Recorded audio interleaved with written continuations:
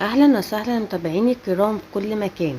خبر عاجل منذ قليل: وقع انفجار كبير اليوم الأربعاء على مستوى قناة الدفع الرئيسية ذات قطر 1500 ملم على بعد أمتار من غرفة الانطلاق بمحطة تحلية مياه البحر في تنس بالشلف.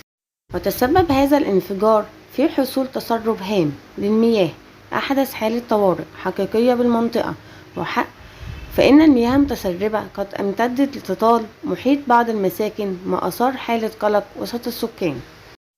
وتدخلت مصالح الحماية المدنية ومؤسسة الجزائرية للمياه لإصلاح العطل وتصريف المياه. يا رب أكون عند حسن ظنكم. ما تنسوش الاشتراك في قناتي كوكتيل أخبار، تفعيل زر الجرس واللايك والشير.